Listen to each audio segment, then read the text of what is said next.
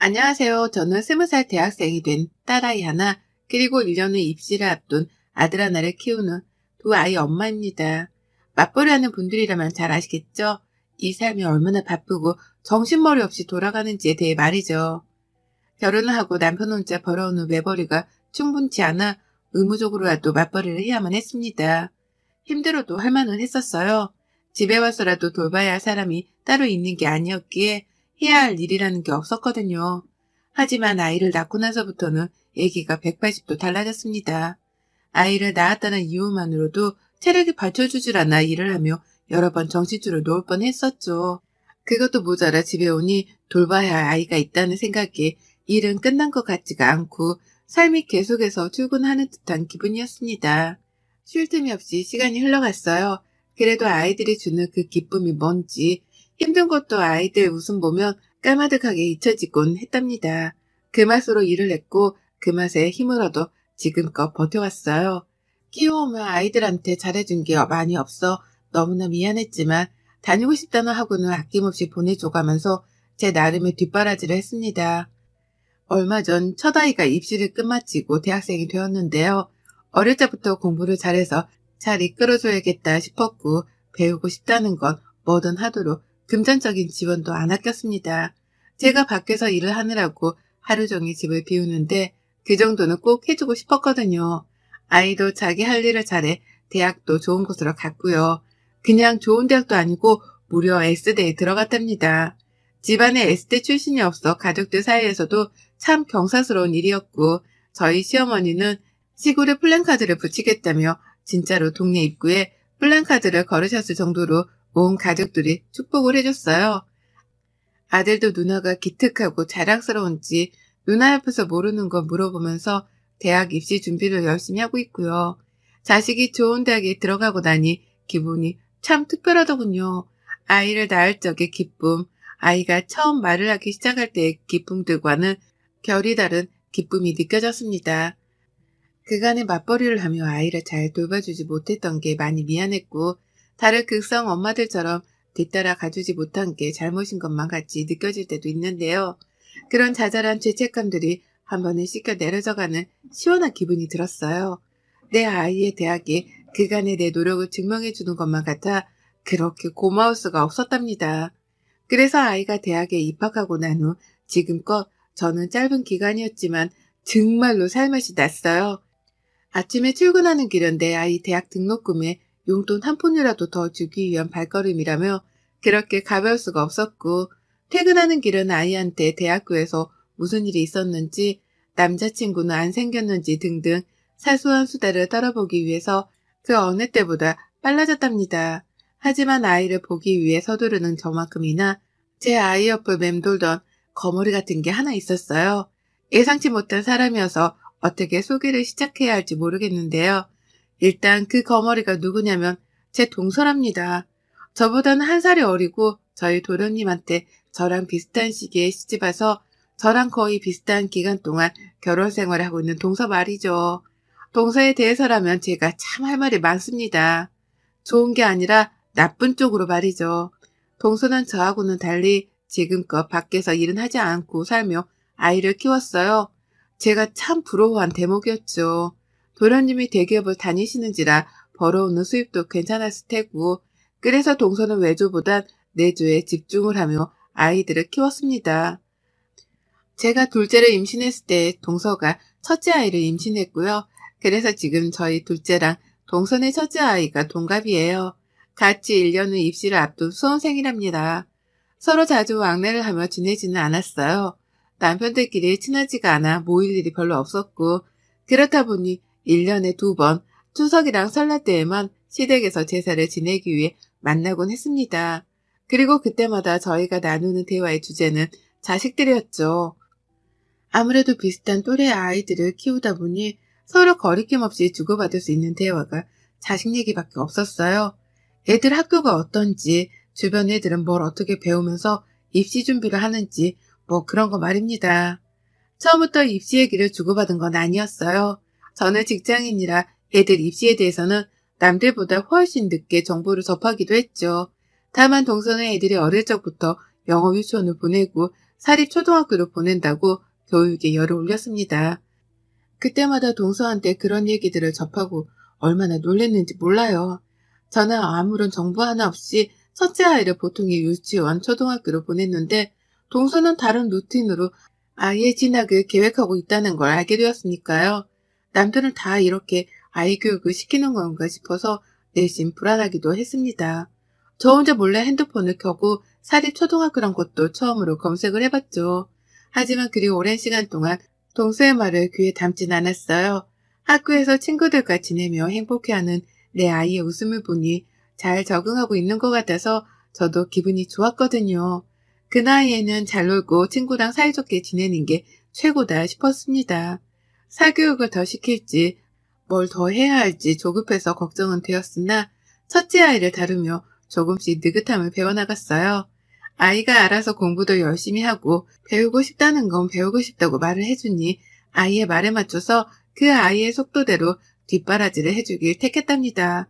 다만 제가 그렇게 조급함을 버리는 사이 동서는 여전히 한 발 앞서갔어요. 첫째 아이를 사립초등학교에 보냈고 그 후 국제중학교로 아이를 진학시키더니 외고로도 아이를 진학시키더라고요. 국제고등학교로 진학을 시키려다가 실패를 하고서는 차선책으로 외고에 진학을 시킨 것이었습니다. 대단했어요. 온 가족들이 동서를 대단하다 했고 저 또한 그렇다 싶었습니다. 국제중학교나 외고는 아무나 보내는 게 아니라는 건 사실이었으니까요. 하지만 대단하다 싶을 뿐 부럽진 않았는데 동서는 계속 제게 그런 말을 하더라고요. 형님 너무 부러워 마세요. 라고 말이죠. 형님은 맞벌이 중이니까 저처럼 왜 뒷바라지도 곁에서 못 해주잖아요.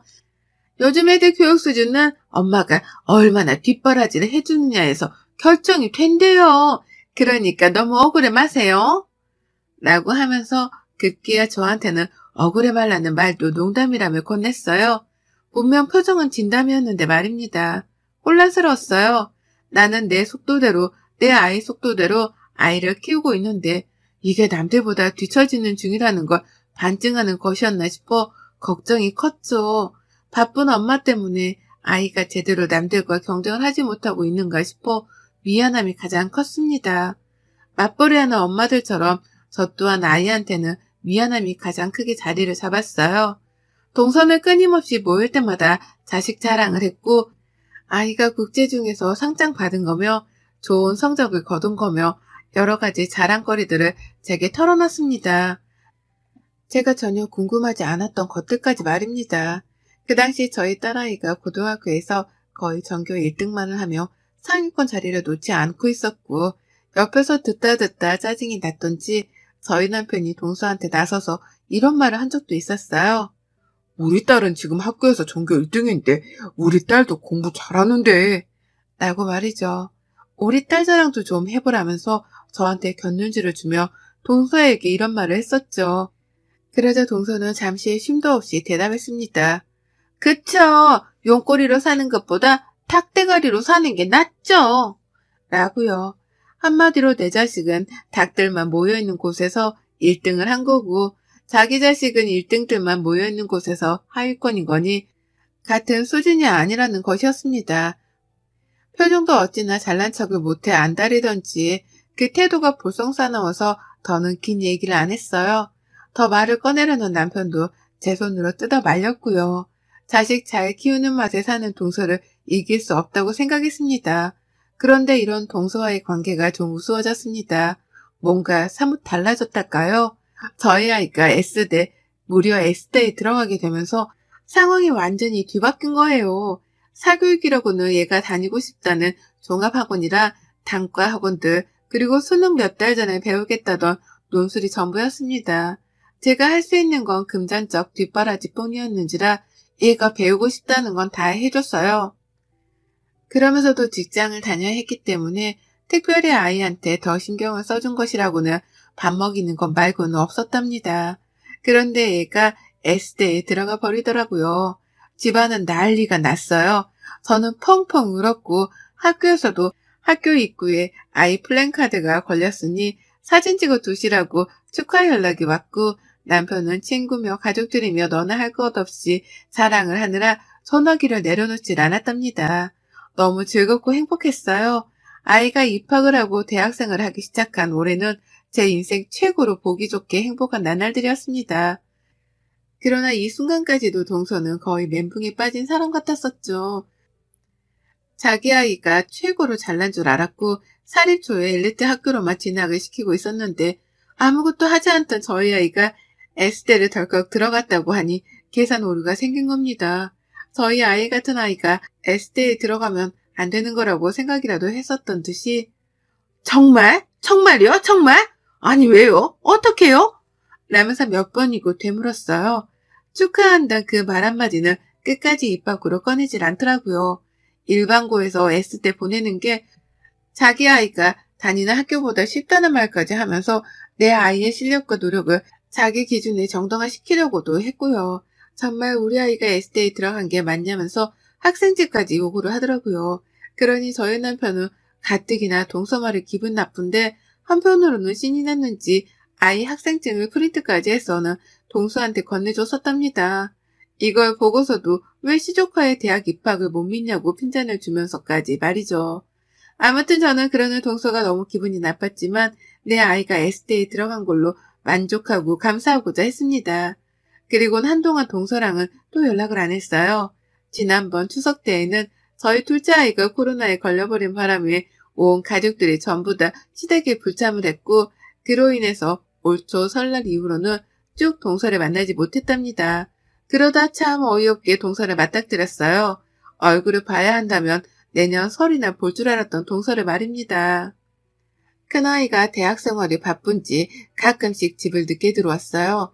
S대생이니까 학교 생활도 바쁘고 공부할 것이 많겠다 싶어 아무 말은 안 했습니다. 그런데 곰곰이 따져보니까 아이가 늦게 들어오는 날이 딱 매주 수요일과 금요일이더라고요. 오늘이 금요일인데 늦나 싶으면 꼭 늦고 오늘이 수요일인데 또 늦나 싶으면 또 늦고 아이의 생활 패턴을 알게 된 이상 궁금해졌죠. 애가 매주 수요일 금요일마다 뭘 하느라 늦게 들어오나 싶어 말입니다. 공부를 한다면 매일 늦어야 정상이니 혹 동아리 활동이나 새로운 것이라도 하는가 싶었어요.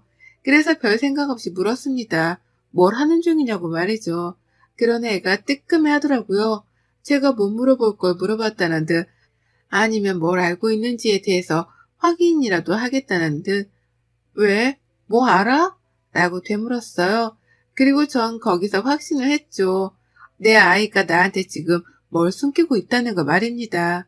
회사에서 이 나이 이때껏 직장 생활을 하며 키워온 눈칫밥이 몇 년인데 다른 사람도 아닌 아이의 표정은 결코 저를 속일 수 없었습니다. 그리고 전 그때부터 큰아이를 살폈고 한 번은 금요일에 아이 학교로 갔어요.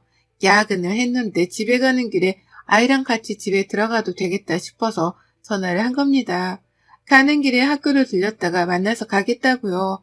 그러자 아이는 너무 당황해하면서 지금 집에 이미 가는 중이라고 먼저 가라는 거예요. 그래서 저도 아이랑 길이 어긋났나 보다 싶어서 알겠다고 대답하고서는 바로 집에 갔습니다. 그런데 아이는 제가 집에 도착을 하고 나서도 무려 1시간이나 더 늦어서야 집에 도착을 했어요. 분명 이미 집에 오고 있었다는 아이였는데 저보다 늦게 집에 도착을 한 거예요. 학교로는 가지도 못하게 하고 중간에 만나지도 못하게 하고 분명 이상하다 싶었고 그날 저는 아이를 붙잡고 진지하게 물었습니다.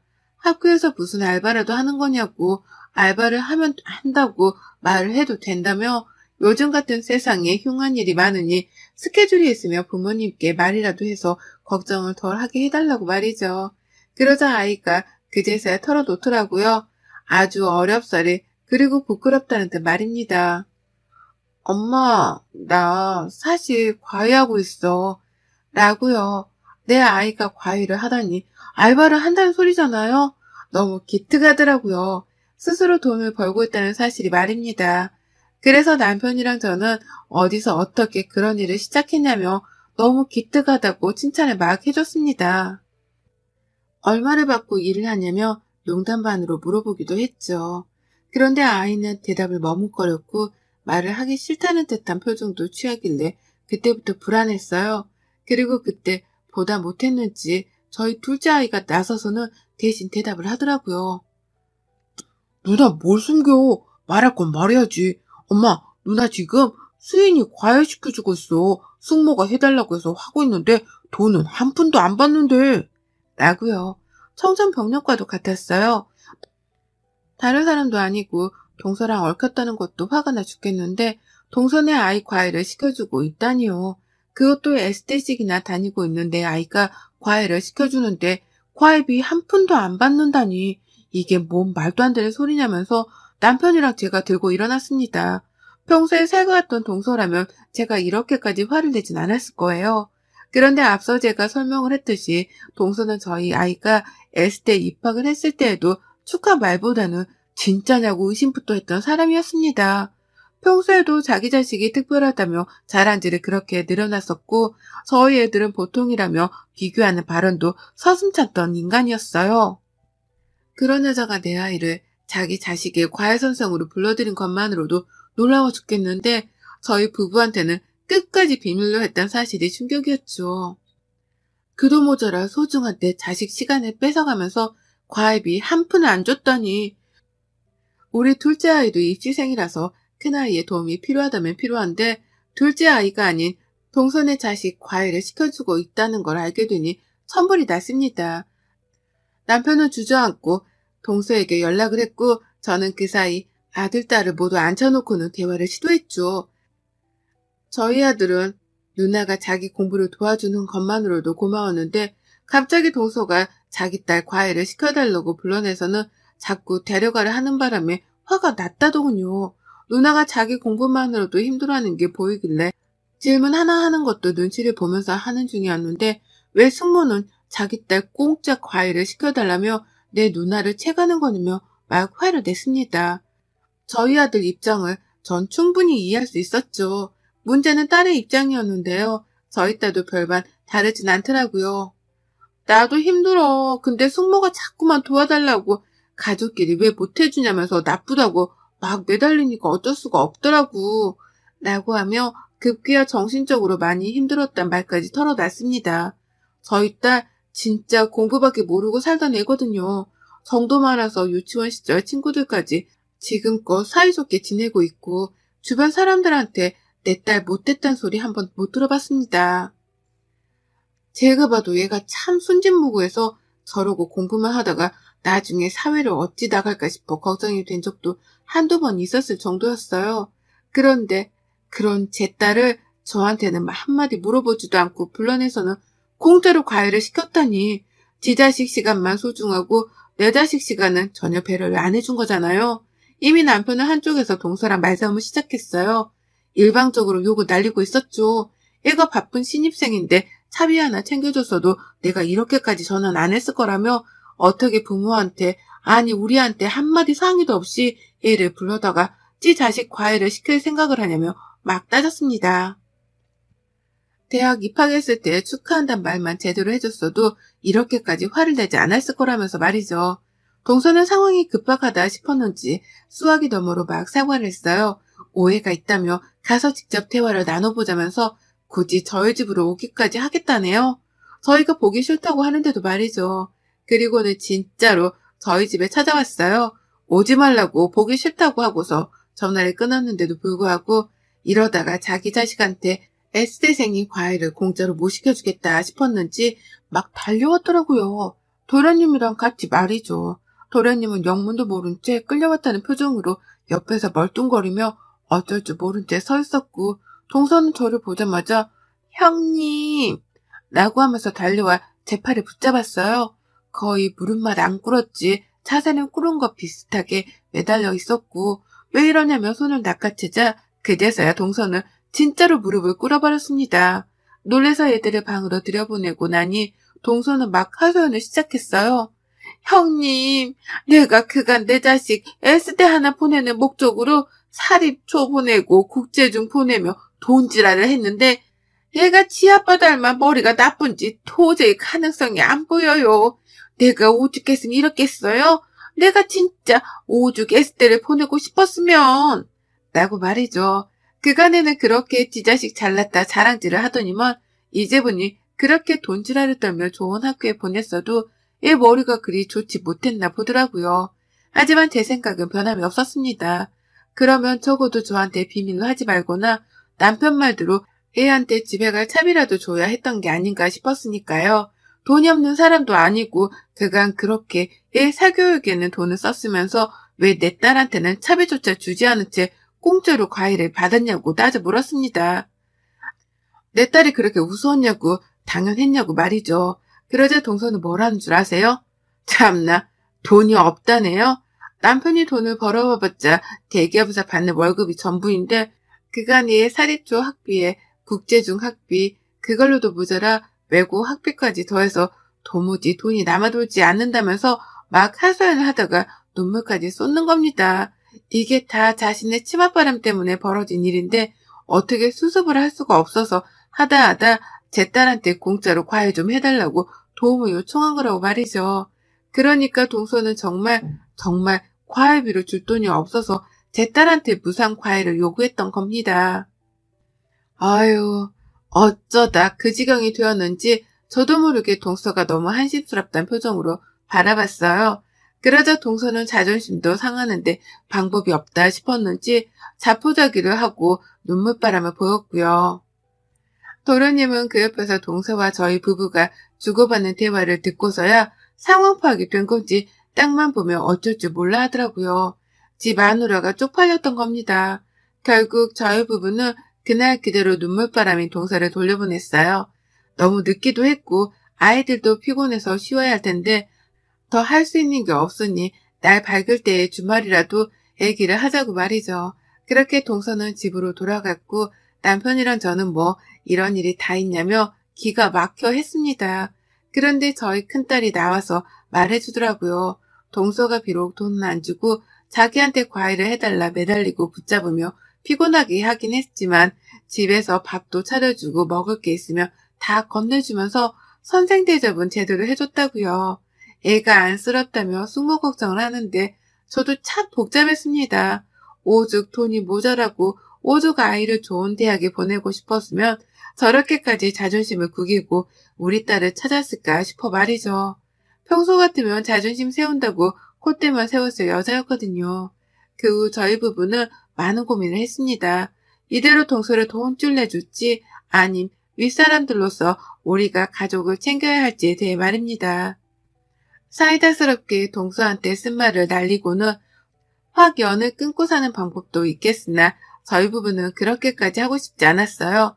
다 자식 잘 되게 하고 싶은 부모의 마음이라는 걸 잘 알았기 때문에 동서를 마냥 탓할 수 없었던 겁니다. 그러다 결국 저희 부부는 결론을 내렸답니다.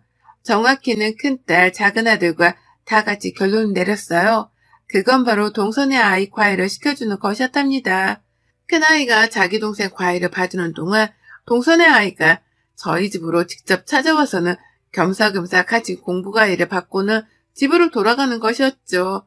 저로서는 제 딸 시간을 아껴주고 또 제 아들 과일을 시켜주는 꼴이라 좋았고 동서로서는 딸아이의 이동 스케줄이 바빠지겠으나 끝까지 애쓸 때 생한테서 공짜로 과일을 받긴 받을 수 있으니 좋은 것이었죠. 최대한 가족들끼리 척지지 않고 이루어 수 있는 점을 생각하다가 고안해낸 방법이었습니다. 그리고는 이 말을 직접 제가 동서에게 전달했죠. 내 딸아이도 대학생활하며 바쁜 아이니까 정 과일을 받고 싶으면 딸을 데리고 동서가 직접 우리 집으로 찾아오라고 말입니다. 우리 아들 과일을 받을 타이밍에 겸사겸사 같이 들으라고 말이죠. 그러자 동서는 아주 감사하다며 절이라도 할 듯이 수긍을 했어요. 고맙단 말을 끝까지 놓치지 않고 하더라고요. 오죽 에스테생의 과외가 급했으면 자기 딸아이를 직접 우리 집으로 오게 하라고 하는데도 불구하고 알겠다고 그 제안을 받아들이더니만 지금껏 정말로 일주일에 2번씩 저희 집으로 아이를 보내고 있답니다. 그렇게 와서는 쥐죽은들 저희 딸한테 과외를 받곤 집으로 돌아가는 바쁜 일상을 반복하고 있어요. 가끔씩 저희 집으로 올 때 과일이나 먹을 것 등을 하나씩 싸서 보내오기도 하고요. 그리고 저희 부부는 그런 식으로 작은 성의를 보이기 시작한 동서의 태도를 높이 사며 쿨하게 이번 일은 더 문제 삼지 않기로 했답니다. 과일을 해주는 것만으로도 고맙다며 제 딸에게 고맙다는 성의 표현도 하고 가끔씩 먼저 안부를 묻는다며 제게 연락도 하는 동서의 변한 태도가 눈에 훤히 보이기 시작했으니까요.